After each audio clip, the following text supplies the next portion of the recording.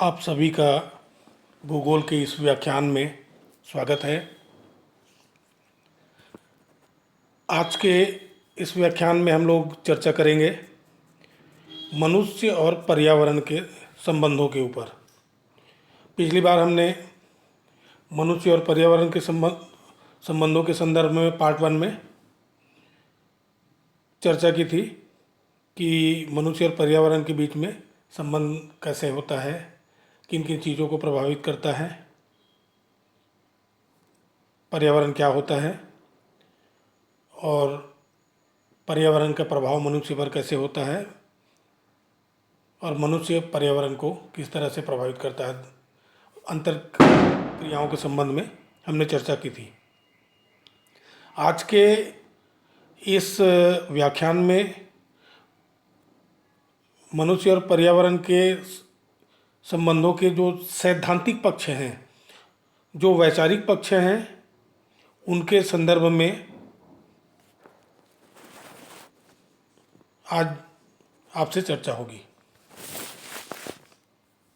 चलते हैं मनुष्य और पर्यावरण के सैद्धांतिक पक्ष पर। ये आप स्क्रीन में देख रहे हैं मानव पर्यावरण का सैद्धांतिक पक्ष।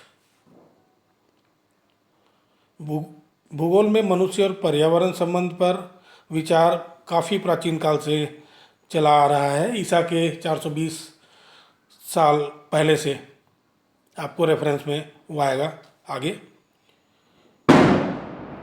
19वीं शताब्दी मतलब 1800 से 1900 के बीच का समय। 19वीं शताब्दी में जो जर्मन चिंतक हैं, जर्मन जोग्राफर्स हैं, उन्होंने पर्यावरण को सर्वप्रथम माना या प्रमुख माना।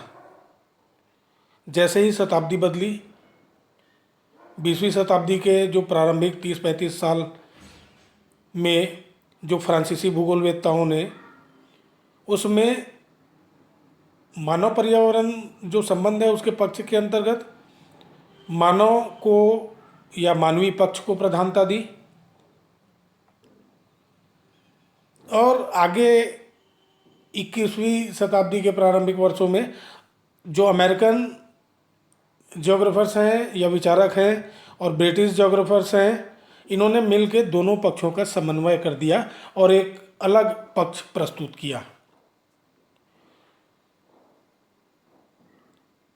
इन तमाम अलग अलग पक्षों पर जब हम विचार करते हैं तो मानव और पर्यावरण के संबंध में 3 विशिष्ट विचारधाराएं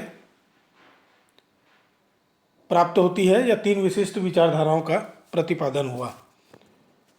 वो 3 विशिष्ट विचारधाराएं ये हैं। पहला है नियतिवाद या निश्चयवाद।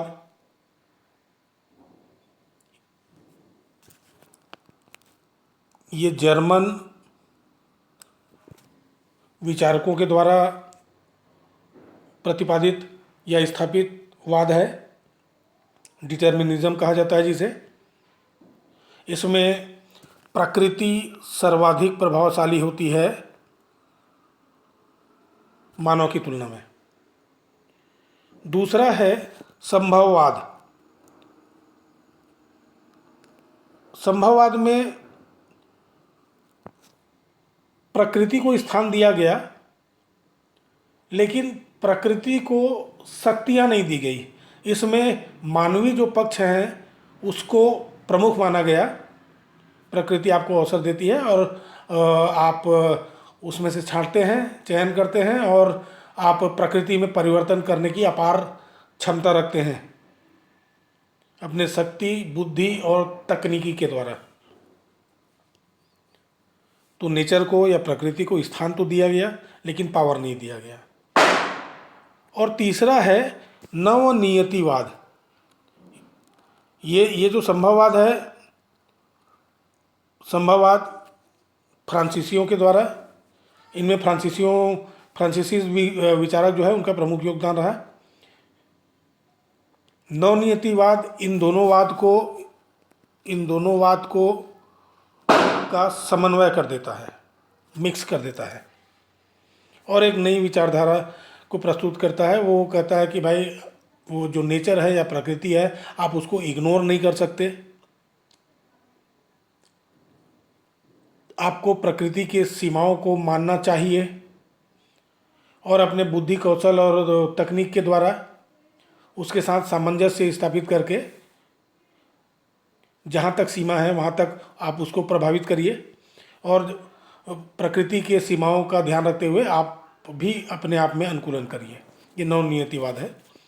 अब इन तीनों जो विचारधारा है उसको विस्तृत तौर पे इस पर चर्चा करेंगे।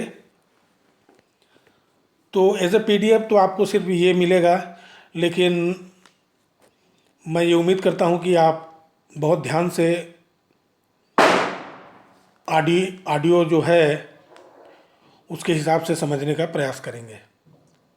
तो हम लोग चर्चा कर रहे हैं, जो पहला विचारधारा है नियतिवाद या निश्चयवाद, अंग्रेजी में डिटर्मिनिज्म कहा जाता है इसे, इसके ऊपर चलिएगा।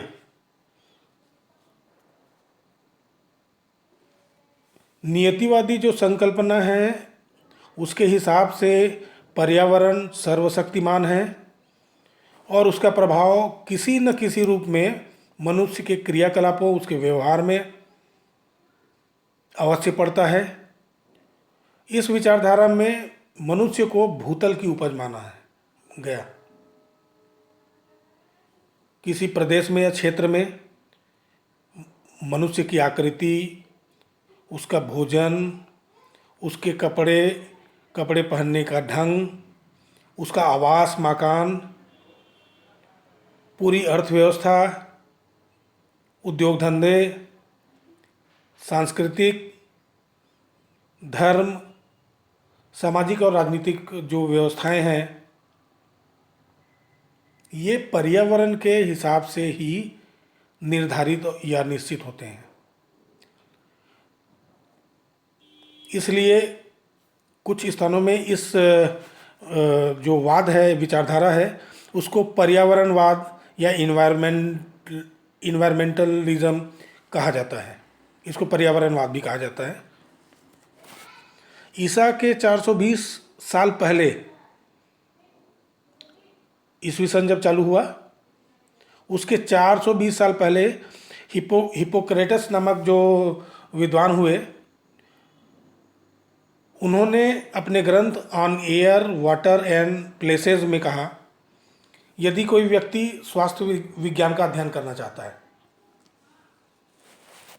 यदि कोई व्यक्ति स्वास्थ्य विज्ञान का अध्ययन करना चाहता है तो उसे सबसे पहले तो मौसम का अध्ययन करना चाहिए, उसे ठंडी और गर्म हवाओं का अध्ययन करना चाहिए, हवाओं के प्रभाव, जल के गुणधर्म का निरीक्षण करना चाहिए, अध्ययन करना चाहिए। अब आप देखिएगा कि अगर आपको स्वास्थ्य विज्ञान का अध्ययन करना है तो आपको इन प्राकृतिक तत्वों का अध्ययन करना पड़ेगा, क्योंकि इन्हीं तत्वों का, कि मौसम हो गया, ठंडी और गर्म हवा का प्रभाव हो गया, या जल का गुण, ये पर्यावरण के तत्व हैं, उनका प्रभाव स्पष्ट और प्रभावी तौर पे स्वास्थ्य पर पड़ता है, यानी मनुष्य पर पड़ता है। यहाँ पर वातावरण ज़्यादा इम्पोर्टेंट है या इम्पोर्टेंस दिया गया है। इस तरह धीरे धीरे ये विचारधारा पुष्ट होती है। एरिस्टोटल, जिसको आप सब अरस्तु के नाम से जानते हैं, उनका कहना था कि मानव की जो प्रवृत्तियां हैं वो वातावरण की देन है। ठंडे क्षेत्र के लोग बहादुर होते हैं और जो गर्म वो क्लाइमेट में रहते हैं, जो हॉट क्लाइमेट में रहते हैं, गर्म जलवायु में रहते हैं, वो कम साहसी होते हैं। उनकी प्रवृत्ति थोड़ी गुलामी की प्रवृत्ति होती है, चमचाईगिरी की।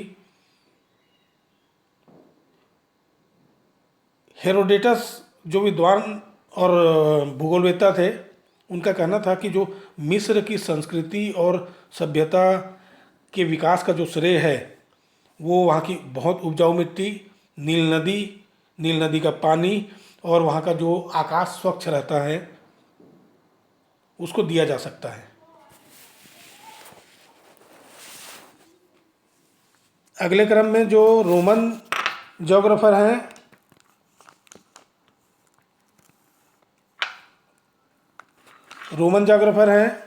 स्ट्राबो स्ट्रेबो, उनका मानना था कि पर्यावरणीय कारक, जो पर्यावरण के कारक हैं, भूचावल धरातल की ऊंचाई, जलवायु, मिट्टी और जो वेजिटेशन है वनस्पति आदि, मनुष्य की क्रियाओं को बहुत प्रभावी और नियंत्रित करते हैं।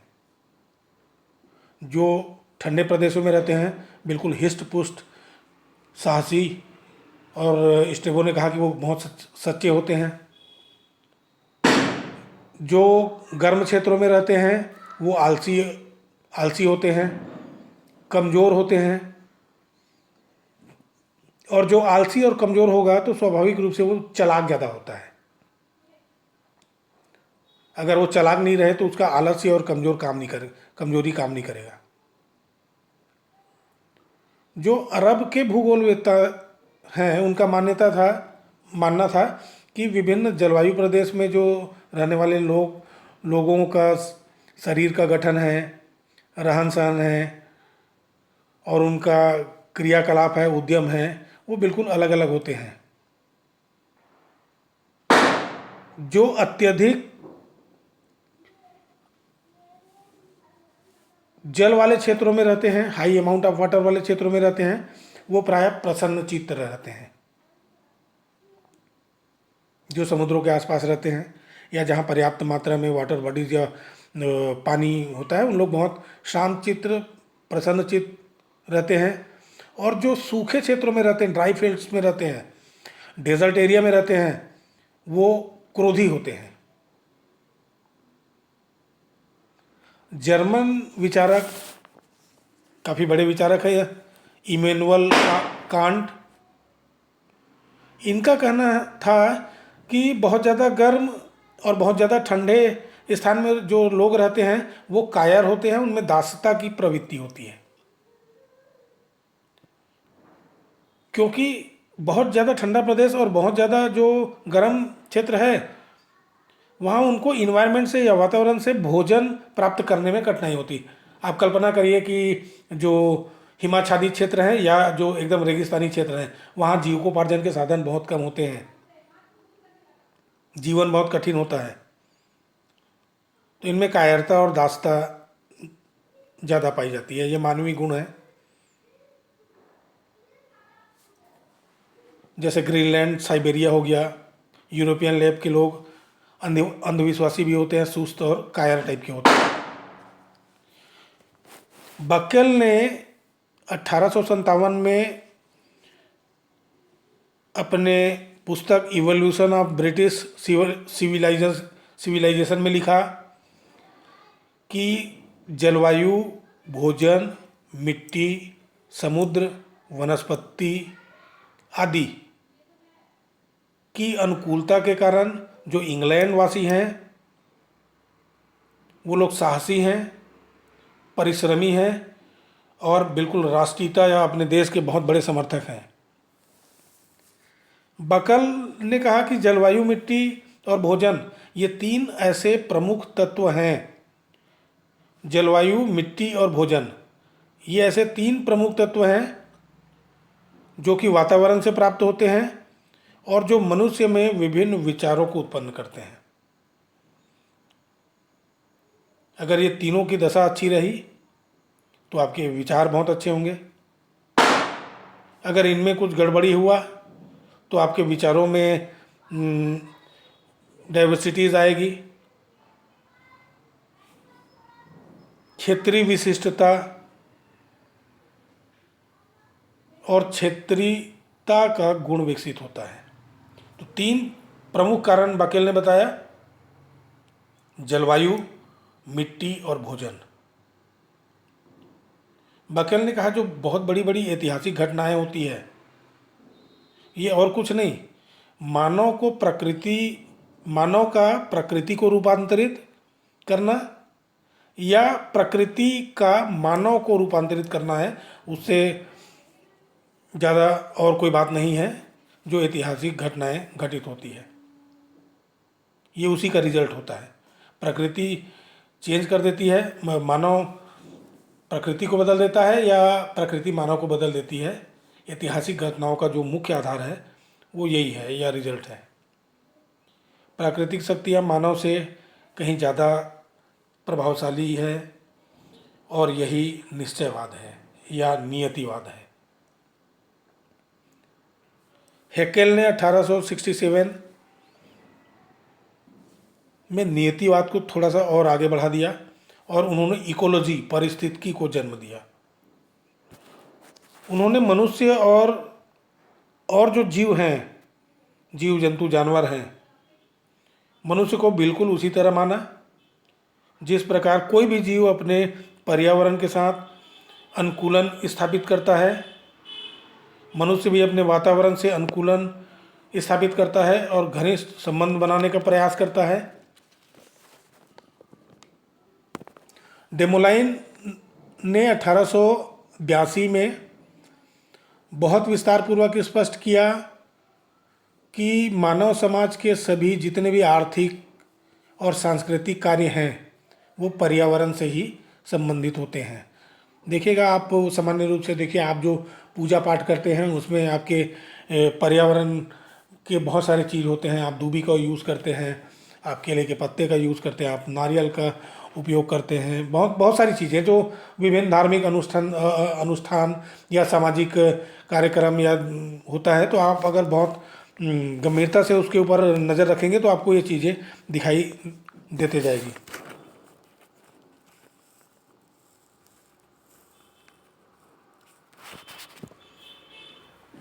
हम्बोल्ट बहुत बड़े जाग्रफर हुए। हम्बोल्ट ने कॉस्मॉस में कहा, इनका सर्वाधिक ख्याति प्राप्त ग्रंथ है कॉस्मॉस। प्राकृतिक शक्तियों के प्रभावों को मानव जातियों के शारीरिक लक्षण, उनके रहन सहन,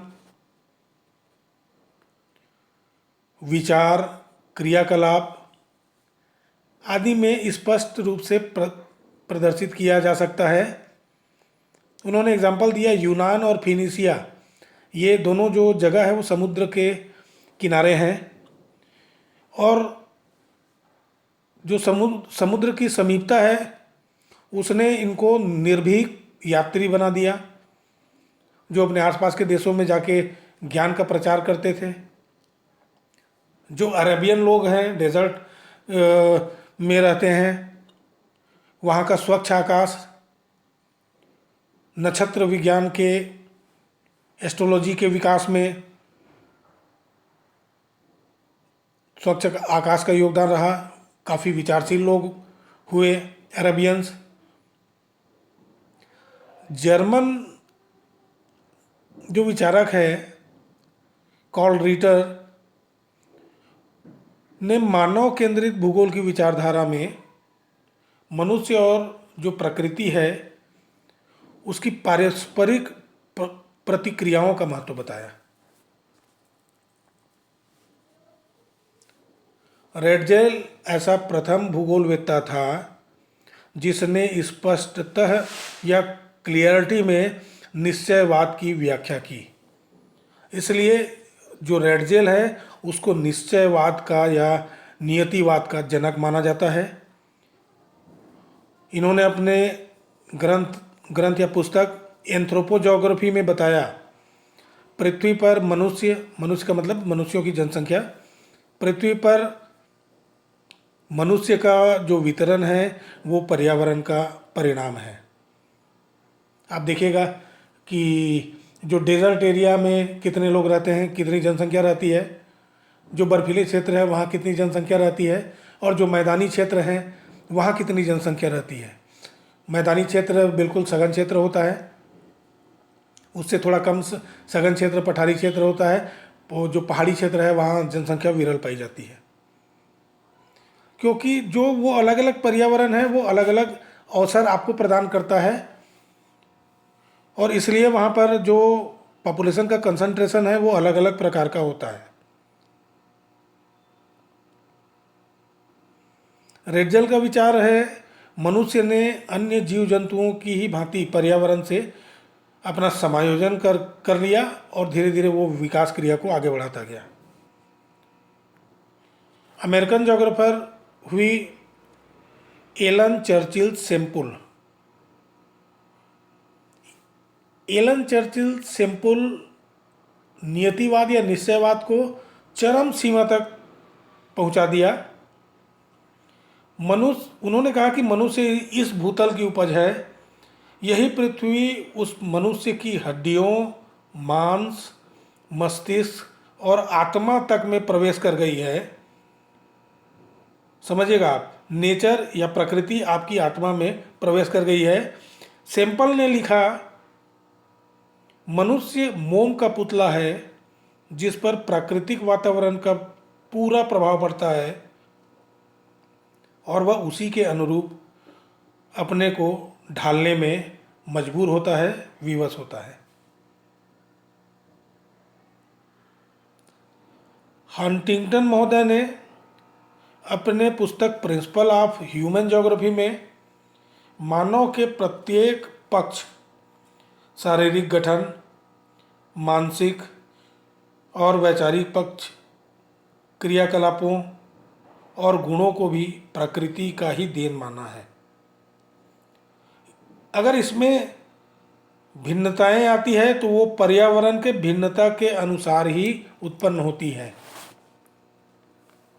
इस तरह से ये जो नियतिवाद या निश्चयवाद है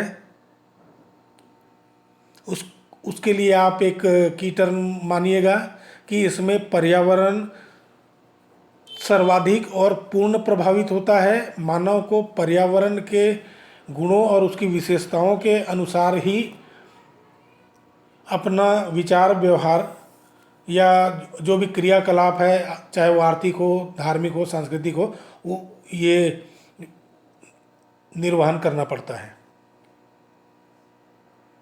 इसे वातावरणवाद भी कहा जाता है। आगे चर्चा करेंगे जो दूसरी विचारधारा है और वो है संभववाद की विचारधारा। इसकी बात करेंगे, पॉसिबिलिज्म। तो भूगोल मानव पर्यावरण संबंध के अंतर्गत भूगोल की इस विचारधारा में ये माना जाता है कि प्रकृति वातावरण में मनुष्य के लिए कुछ प्राकृतिक वातावरण में मनुष्य के लिए कुछ संभावनाएं जरूर है। मनुष्य अपनी चयन शक्ति, जिसको हम चॉइस कहते हैं, अपनी चयन शक्ति से इन संभावनाओं में से छांटकर अपने कल्याण हेतु या चरम कल्याण हेतु इनका उपयोग करता है और अपनी बौद्धिक क्षमता और तकनीकी जो उपलब्धि है उसके अनुसार अपनी जीवन शैली, जिसको हम लोग मोड ऑफ लाइफ कहते हैं, आर्थिक, सामाजिक प्रारूप, सोशियो इकोनॉमिक पैटर्न आदि को निर्धारित करता है।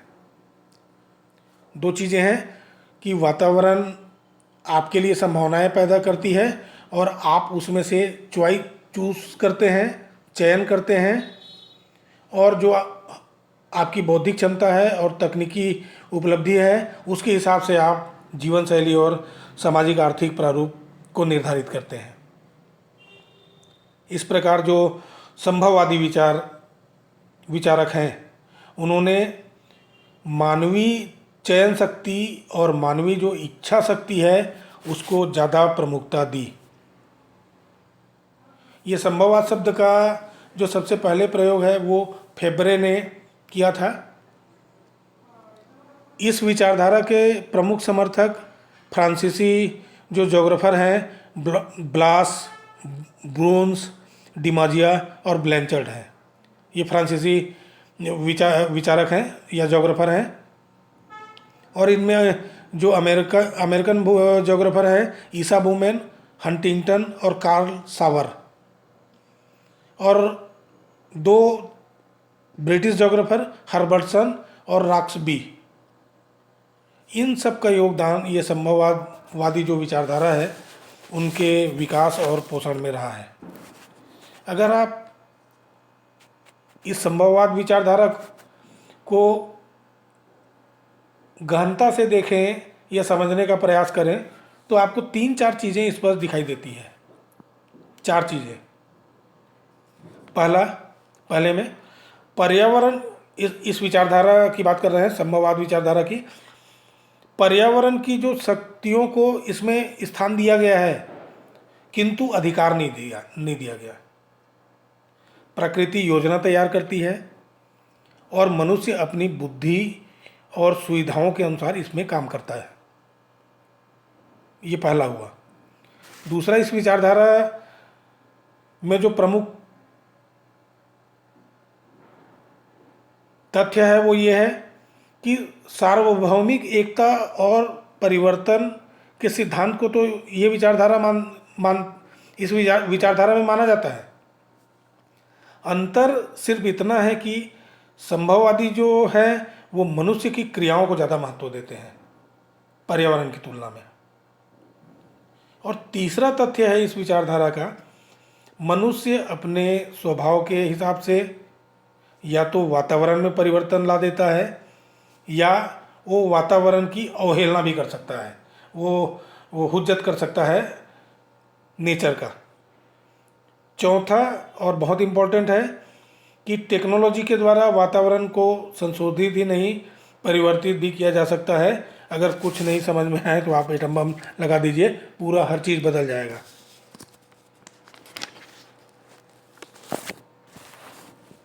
संभववाद को फ्रेंच स्कूल ऑफ ज्योग्राफी भी कहा जाता है। ये शब्द याद रखिएगा, फिर आपको संभववाद याद आ जाएगा, क्योंकि संभववाद के विकास में जो फ्रांसीसी विचारक हैं या ज्योग्राफर्स हैं उनका प्रमुख योगदान रहा है, इसलिए इसे फ्रेंच स्कूल ऑफ ज्योग्राफी कहा जाता है। संभववाद में ये बताया गया कि प्रकृति के द्वारा कुछ संभावनाएं प्रस्तुत की जाती है।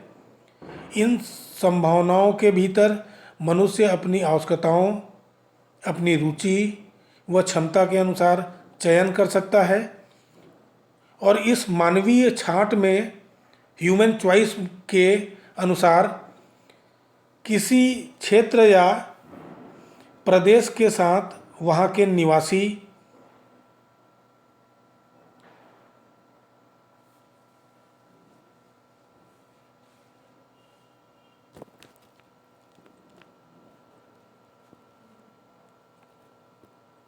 अपना जो सामंजस्य है वो स्थापित कर सकते हैं।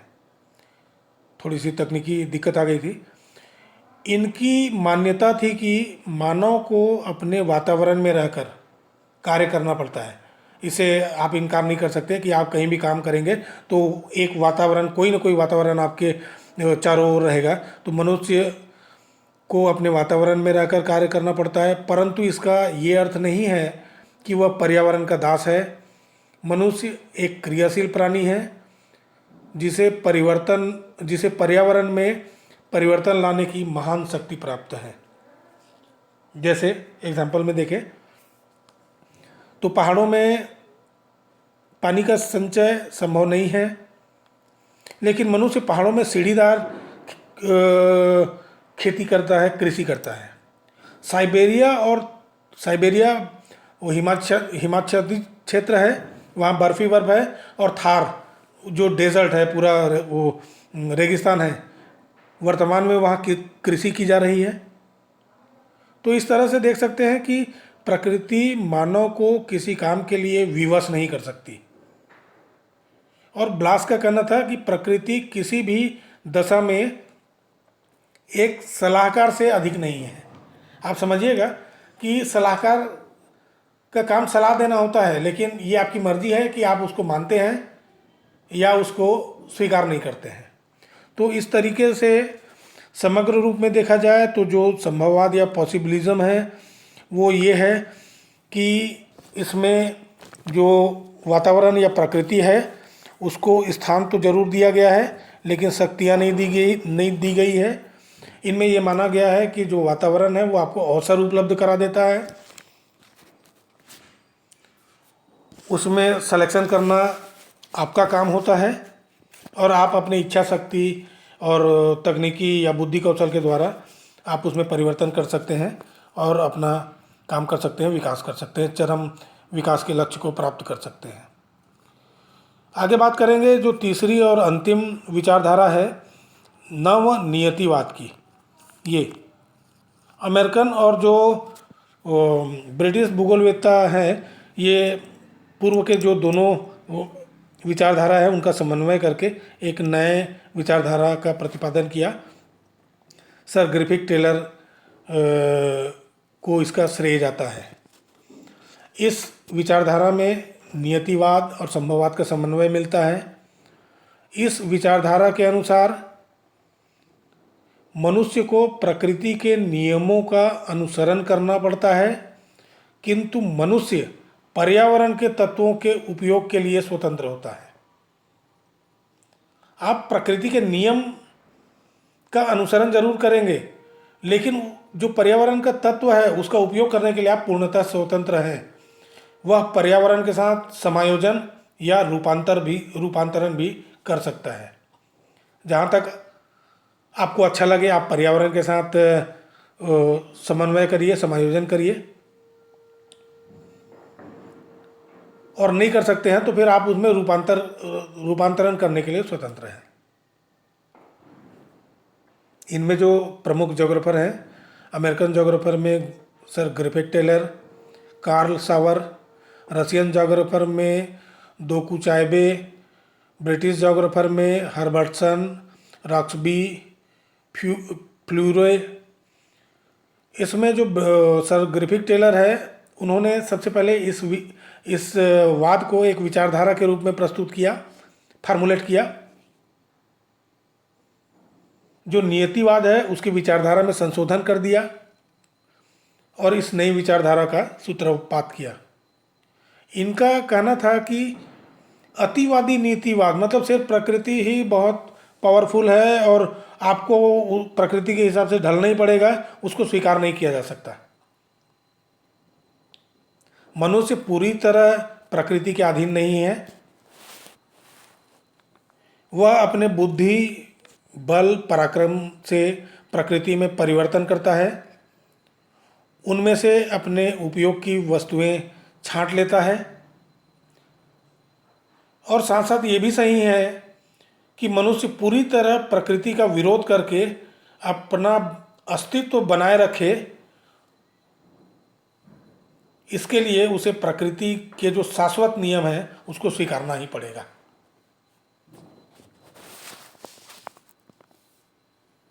भाई अगर आप बहुत ठंडे क्षेत्र में हैं तो आप परिवर्तन कर सकते हैं, आप अपने घर में एसी में रह सकते हैं और बहुत सारी चीज़ें कर सकते हैं, लेकिन उस ठंडे क्षेत्र में जो चीज़ें उपलब्ध होंगी, वहाँ की जो इकोनॉमी होगी, वहाँ की जो भौगोलिक दशा होगी, उसके हिसाब से ही आपको चलना पड़ेगा। आपको प्रकृति के सीमाओं में रहकर ही कार्य करना पड़ेगा, क्योंकि आप कहीं भी या कुछ भी कार्य करेंगे तो वो आपका स्थानीय पर्यावरण आपके साथ रहेगा ही। तो जो प्रकृति का सार्वभौम नियम है उसको आपको मानना पड़ेगा। ग्रिफिथ टेलर ने कहा मनुष्य एवं प्रकृति की प्रक्रियाएं पारस्परिक है, एक दूसरे से संबंधित है। दोनों ही तत्व गतिशील है, गतिज है। प्रकृति भी परिवर्तनशील है और जो मानव है वो भी क्रिएटिव है। दोनों परिवर्तनशील है तथा एक दूसरे पर प्रभाव डालते हैं। मनुष्य को पर्यावरण के साथ समायोजन करना पड़ता है। इन्होंने कहा कि मनुष्य को प्राकृतिक वातावरण द्वारा दी गई अनेक संभावनाओं में से अपने लिए जो सबसे उपयोगी और जो सरल और संभावित मार्ग का चुनाव करना चाहिए या करना पड़ता है। टेलर ने इसे ही रुको और जाओ नियतिवाद कहा। ये काफ़ी फेमस टर्म है, स्टॉप एंड गो डिटर्मिनिज्म। इसको अगर समझना है आपको तो बहुत सरल है। आप अपने मोटरसाइकिल से जा रहे हैं, सामने एक चौक पड़ता है, चौक में जब सिग्नल रेड होता है तो आपको रुकना पड़ता है। ठीक, आप जब रेड सिग्नल है तो क्रॉस नहीं कर सकते। ये मान के चलिए कि प्रकृति की सीमा है। अब उस चौक के लेफ्ट में एक रास्ता है, राइट में एक रास्ता है, और आपके सीधे में एक रास्ता है। ठीक, वहाँ पर जो ट्रैफिक इंस्पेक्टर है, जब सिग्नल रेड होती है तो आपको रोक लेता है, आपको रुकना पड़ेगा। लेकिन जैसे ही सिग्नल ग्रीन होता है तो वो आपका चयन है कि आप लेफ्ट साइड में जाना चाहेंगे, राइट साइड में जाना चाहेंगे, कि सीधे निकल जाना चाहेंगे।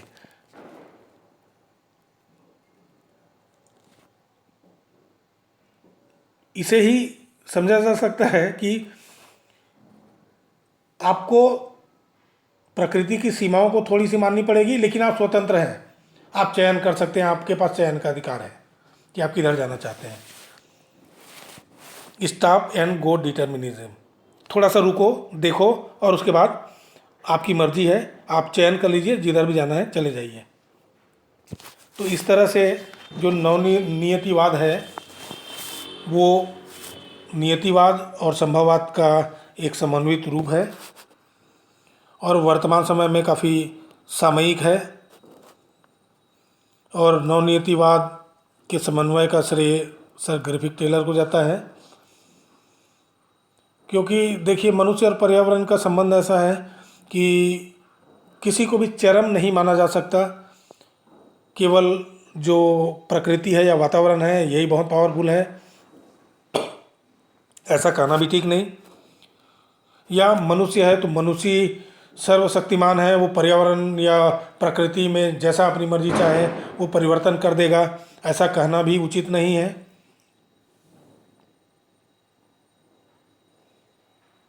दोनों में समन्वय होना चाहिए, और इन दोनों में समन्वय के परिणाम स्वरूप नवनियतिवाद, नियो डिटर्मिनिज्म का विकास हुआ। तो इस तरह मानव और वातावरण के संबंध में के सैद्धांतिक पक्षों पर ये तीन प्रमुख विचारधारा भूगोल में प्रचलित है। मेरा आग्रह है कि आप इस ऑडियो को 2-3 बार अगर आप सुनते हैं तो भूगोल को एक वास्ट फील्ड में आप समझने का प्रयास करिएगा या समझेंगे। ये जो पावर पॉइंट है इसको प्रिपेयर्ड अंजनी पटेल ने की है। अंजनी पटेल का बहुत बहुत धन्यवाद।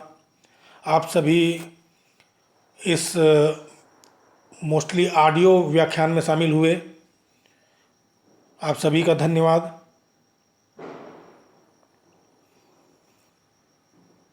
आगे क्रम के लिए पुनः जल्द मिलेंगे। आज के लिए इतना ही, मैं आपसे विदा लेता हूँ। Thank you all of you.